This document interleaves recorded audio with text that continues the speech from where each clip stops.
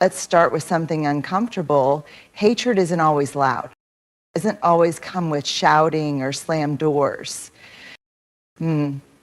Sometimes hate rise dressed in silence, sarcasm, or strategic absence. You know, someone hates you not when they're angry at you, but when they stop seeing your humanity altogether. Hate isn't just a feeling, it's a choice to dehumanize. When someone consistently ignores your boundaries, brushes off your words, or pretends your needs are too much, they're not just tired or busy. They're saying, you don't matter enough to consider. When someone repeatedly ignores your boundaries, it's not because they're forgetful. It's because they've decided, whether consciously or not, that your boundaries aren't worth remembering. Your time, optional. Your energy, accessible on demand. Your no, negotiable. This isn't just disrespect. This is a slow, steady form of emotional erosion. Because when someone ignores your needs over and over, they're not just stepping over a line, they're redrawing the map of the relationship, where their comfort is the capital and your needs are barely footnotes. And it doesn't always look explosive. Chronic disregard often shows up as a partner who rolls their eyes every time you express a need. A friend who keeps showing up late even though they know it hurts you. A family member who laughs off your clearly stated boundaries as you being sensitive.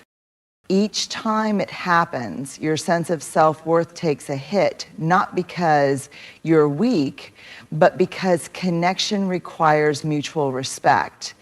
And when that's absent, what remains isn't a relationship. It's a performance where one person plays caretaker and the other plays king. But here's the catch. We often excuse chronic disregard. We say things like, they're just not good with emotional stuff. They have a lot on their plate. They don't mean it like that. And while grace is beautiful, repeated disregard is not a flaw, it's a decision. A decision to stop seeing you, to stop valuing you, to stop listening when it's no longer convenient. When someone ignores your boundaries over and over, they're telling you something without saying a word. I don't take you seriously. And over time, that translates directly to contempt. Here's the hard truth. Contempt is one of the most dangerous emotional dynamics in any relationship. Research has shown it's the strongest predictor of relational failure, whether in marriages, friendships, or workplace teams. Because contempt doesn't just reject behavior, it devalues identity. It says, you're not just wrong, you're ridiculous.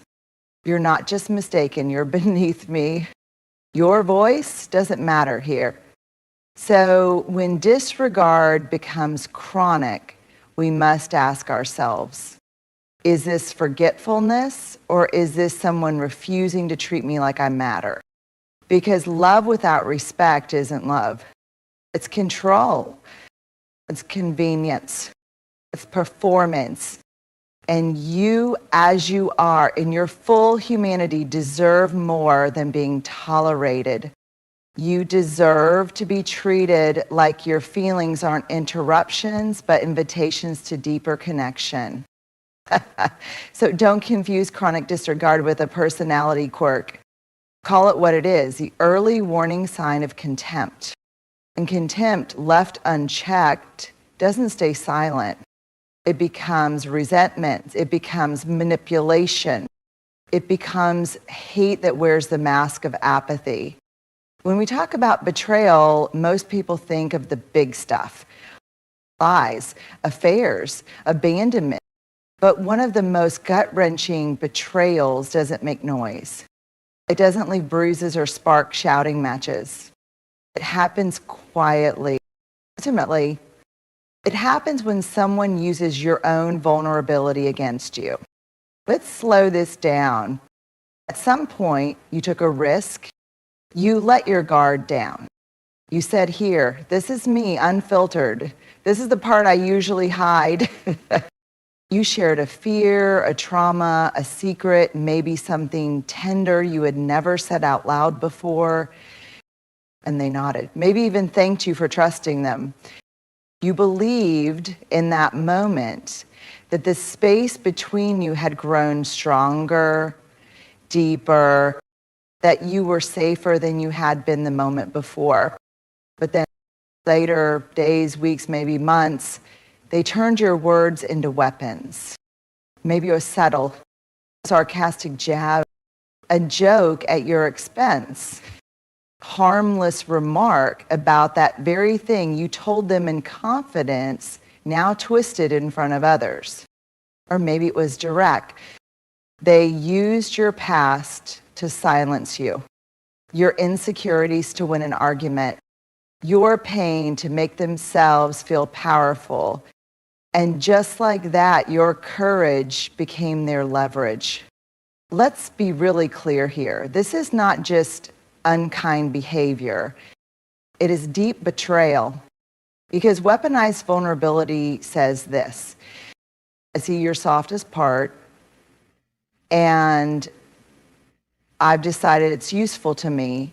I'm not protecting it, I'm exploiting it. That is hatred dressed up as closeness. That is violence with a velvet glove.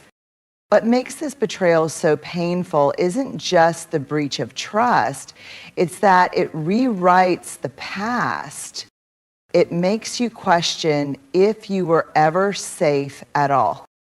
If that moment of intimacy was real or a setup.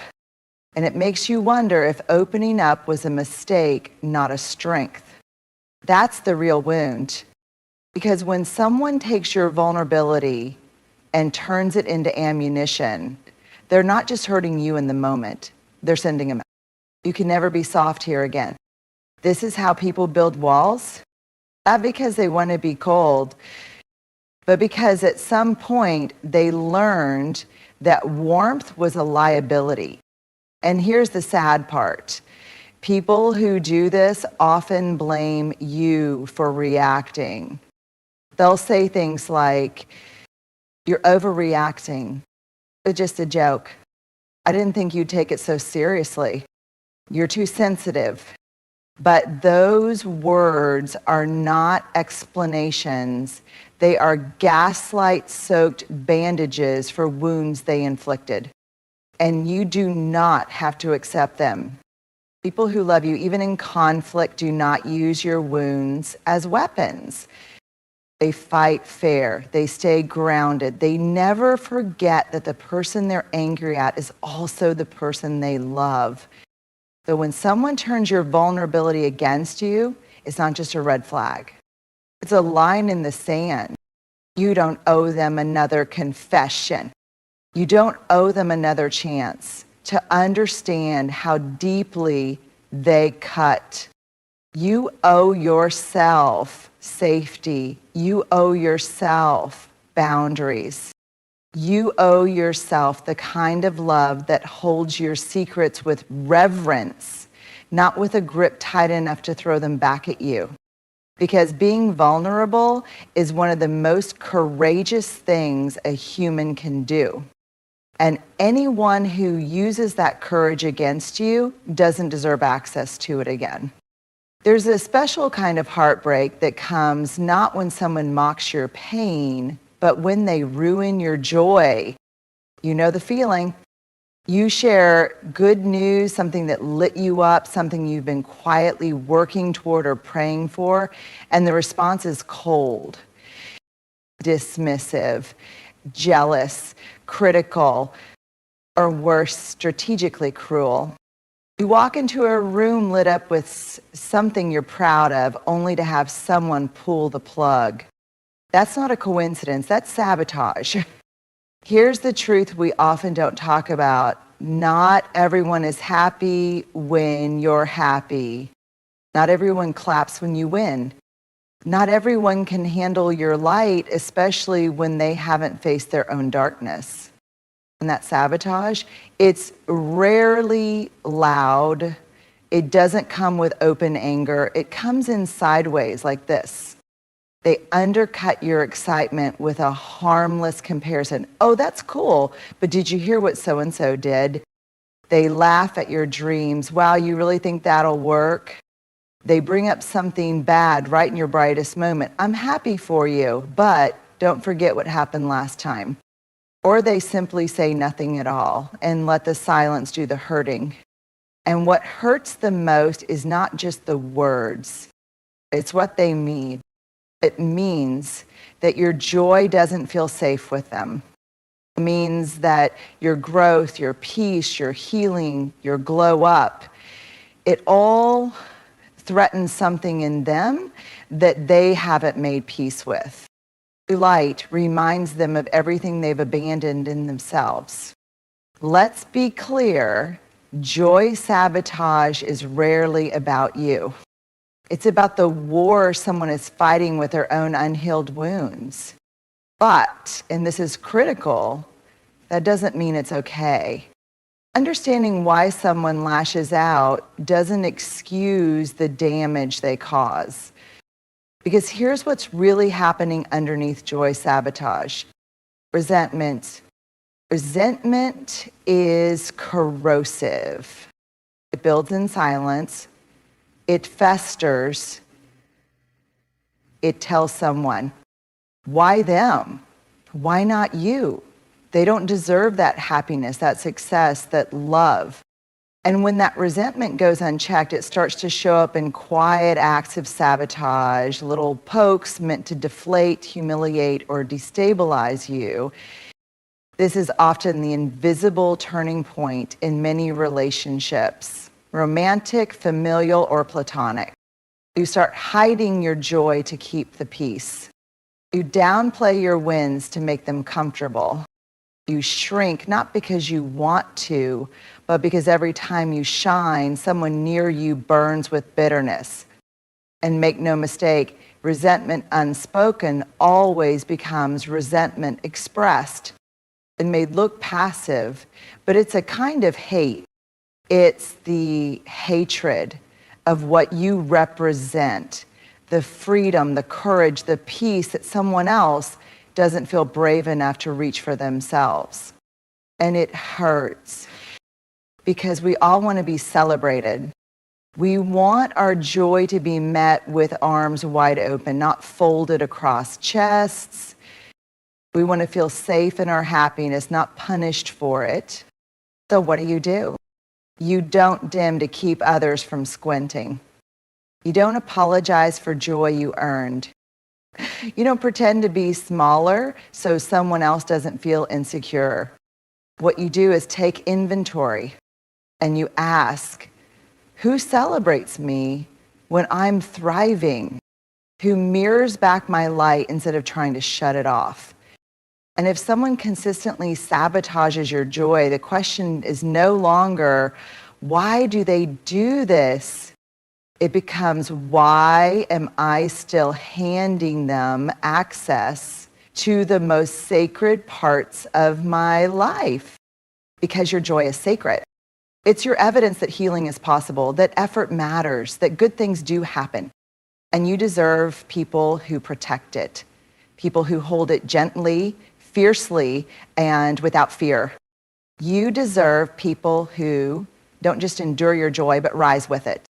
Silence can be healing. It can be grounding, reflective, even sacred. But when silence is used as a weapon, it becomes something else entirely. It becomes emotional abuse. Let's be really clear. The silent treatment is not the same as taking space to cool down. It's not, I need a minute to breathe. It's not setting boundaries. That's not healthy distance. It's intentional disconnection designed to punish, control, or manipulate. And it is deeply damaging because it plays on one of the most fundamental human needs, the need to belong, the need to be seen, the need to matter. When someone gives you the silent treatment, what they're really saying is, you're not worth my voice. You don't get access to me until I decide you've earned it. Your existence right now is an inconvenience. That kind of silence is loud, deafening. It creates a void, a vacuum where the person you care about has pulled away and left you suspended in uncertainty. You start questioning everything. Did I do something wrong? Are they okay? Should I apologize for something I don't understand? Do I fix it? Or wait or beg? That's the trap, because now your entire emotional state is wrapped around their reaction. And that's exactly what the silent treatment is designed to do. Shift the power, create confusion, trigger insecurity. It's not communication, it's control. Here's the thing, people who love you can still be angry, they can be upset, hurt, even furious, but they will find a way eventually to come back to the table, to talk, to repair. They may need space, but they won't weaponize absence. But people who use silence to punish you, they're not seeking healing, they're seeking dominance. They want you to squirm, to sweat, to second guess yourself. And often they want you to apologize, not because you did something wrong, but because they need to be in control again. This is especially dangerous in relationships, romantic or otherwise, because it erodes your sense of self. Over time, you learn to chase connection. You learn that silence equals punishment, and punishment ends when you shrink, when you submit, when you take responsibility for their emotional withdrawal. And the longer this goes on, the more it becomes a pattern, a cycle, conflict, silence, guilt, reconnection, repeat. But here's what you need to know. Healthy relationships do not use silence as leverage. Healthy people do not withdraw love and attention to control behavior. And you should never have to beg for someone to acknowledge your presence. The silent treatment may not leave a mark on your skin, but it bruises the soul. It chips away at your self-worth. It teaches you that love is conditional, that your voice is too much, or worse, not enough to be heard. And that is not love. That is emotional abuse. So what do you do when silence becomes a pattern? You name it. You say, recognize this pattern, and I will not engage in a dynamic where I'm punished through disconnection. You set a boundary. If you need space, I respect that. But if you're withdrawing to control or punish, I won't participate. And then if they continue, you decide how much access they should have to your heart. Because love isn't proven through silence. It's proven through presence, through repair, through mutual effort, even in the hard moments. You deserve a relationship where conflict is hard, but never cruel, where distance is about growth, not punishment, where your voice is not just tolerated, but honored. Because the opposite of love isn't hate, it's indifference. And no one who truly sees you will ever use silence to erase you. Humiliation is never an accident. And it's never just a joke. It's not teasing or just being real. Public humiliation is calculated cruelty. And when someone chooses to shame you in front of others, they aren't just making a statement about you. They're revealing something much deeper, much darker about themselves. Public humiliation is not a slip of the tongue. It is a window into internal rage. Let's be honest, we've all been there. You're at a dinner table or a group chat or a meeting, and suddenly out of nowhere, someone drops a comment that cuts and might be dressed in humor. Might come wrapped in passive aggression. But you feel it. The sting, the weight, the spotlight. Everyone else chuckles nervously, unsure what to do, while you sit there trying to make your face unreadable, while inside you're spiraling. And later, when you bring it up, you're met with one of the most manipulative lines in the book. You're too sensitive. It was just a joke. Don't make it a big deal. But here's the thing, it is a big deal. Because when someone publicly embarrasses you, especially someone who's close to you, it's never about humor. So it's about dominance. It's about sending a message. Public humiliation says, I know something private about you and I'm willing to expose it. I want people to see you smaller. I need a moment of power. And your dignity is the price. And that, my friend, doesn't come from love. It comes from rage. Not always rage that's explosive or obvious. Sometimes it's cold, resentful, repressed, but it's rage nonetheless. Because people who humiliate others publicly are trying to offload something they don't know how to carry. Their bitterness, their shame, their envy, their inadequacy. They're leaking it out in sharp remarks, in cruel sarcasm, in subtle jabs that slice like razors. And instead of dealing with their emotions privately, honestly, and directly, they make a spectacle at your expense. By public is it's not just about hurting you. It's about being seen hurting you. It's about drawing a crowd, securing a twisted kind of control, because if they can get others to laugh or stay silent, they've now positioned themselves as the one holding the power. And you, the one being put in your place. That is not a conflict. That's not tough love. That's emotional degradation. And it is abuse, plain and simple. It's especially toxic because it creates fear. Fear of speaking your truth. Fear of showing up fully. Fear that anything you say or do might be twisted and turned into public ammunition. You start shrinking, silencing yourself, editing your joy, your vulnerability, your honesty, because the cost of exposure is just too high. And this isn't just about isolated moments. When public humiliation becomes a pattern, especially from someone you're close to, it's a red flag, a signal flare, a warning that this person has unresolved rage they're taking out on you, disguised as entertainment, as banter, as truth-telling. But make no mistake, anyone who tries to destroy your dignity in public is battling demons in private and using you as a shield for their own self-loathing. So what do? You draw a hard line. You say, I will not be spoken to that way, especially in front of others. You hold people accountable even if they try to brush it off. And if it continues, you walk away from the performance. Because humiliation isn't love. It's not tough feedback. It's not character building. It's rage masquerading as keeping it real. It's emotional violence in a social setting, and you deserve more. You deserve people who protect your name in public, who bring their concerns to you in private, who love you enough not to use your trust as a stage for their unresolved pain. Because true love doesn't humiliate. True love honors